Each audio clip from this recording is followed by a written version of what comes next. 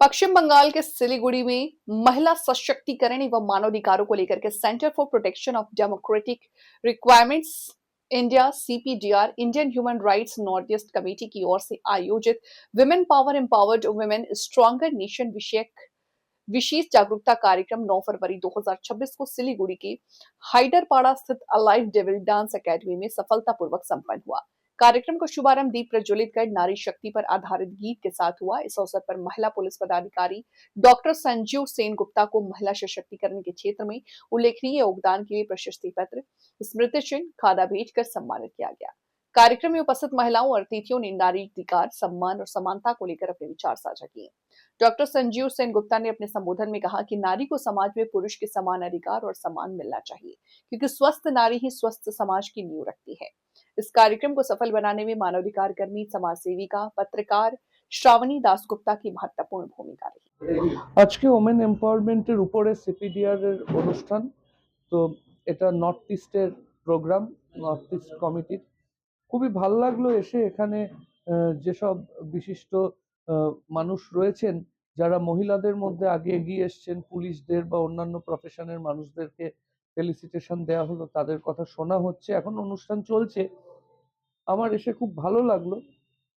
আমার যেটা ব্যক্তিগতভাবে মনে হয় যে আমরা যদি এম্পাওয়ারমেন্টের কথা তো আমরা সবসময় বলি, এই কথাটা তো এখন খুব চলছে, ওমেন এম্পাওয়ারমেন্ট, কিন্তু আমরা মানবাধিকার কি, মহিলাদের অধিকার কি, আমার নিজের অধিকার কি, এগুলো অধিকাংশ ক্ষেত্রে জানি না। কিন্তু আমরা বলি, খুব লুজলি কথাটাকে ইউজ করি।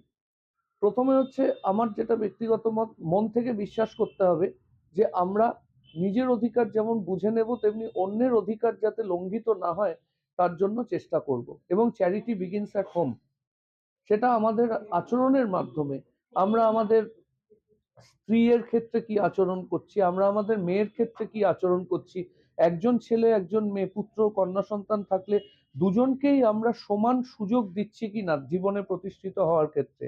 যদি বাড়িতে ছেলের বউ যখন আসবে, তাকে আমরা তার কেরিয়ারের বিকাশের ক্ষেত্রে, তিনি যদি প্রফেশনাল হন, আজকাল বেশিরভাগই তাই, তার ক্ষেত্রে সমান সুযোগ দিচ্ছি কিনা, নাকি বাধা সৃষ্টি করছি।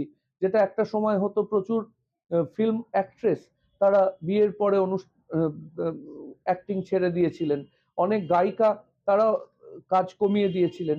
কাজে সেই দিকটা আমরা সুরক্ষিত রাখছি কিনা, এবং তাদের ক্ষেত্রে মানে ছেলেদের ক্ষেত্রে যা গুরুত্ব দিচ্ছি সেটা দিচ্ছি কিনা।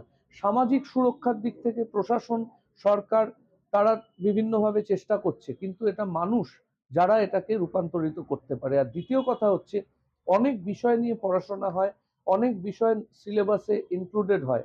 আমি এটা আজকে বললাম যে এটা সিপিডিআর এর থেকে এবং অন্যান্য বিভিন্ন অর্গানাইজেশন থেকে, বিভিন্ন সমাজের সুশীল সমাজ থেকে, সেটা চিকিৎসক হতে পারেন, আইনজীবী হতে পারেন, ইঞ্জিনিয়ার হতে পারেন, শিক্ষক হতে পারেন, আপনারা সাংবাদিক হতে পারেন, ক্রীড়াবিদরা হতে পারেন, এই আর্টিস্টরা হতে পারেন। এই আওয়াজটা উঠুক যে হিউম্যান রাইটস এবং মহিলাদের অধিকার, পুরুষদের অধিকার সবকিছু যাতে স্কুলের সিলেবাসের মধ্যে ইনক্লুডেড হয়।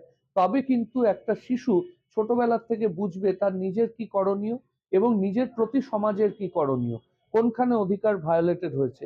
তারা বুঝতে পারবে যে স্কুল ড্রপ আউট হলে তার কি কুপ্রভাব আছে, আর্লি ম্যারেজ সেটা যে হওয়া উচিত না। আজকাল অনেক সময় দেখছি যে স্কুলের একটি বাচ্চা গিয়ে কাউখানের মূল সুরটা সেই সুরেই বাঁধা রয়েছে।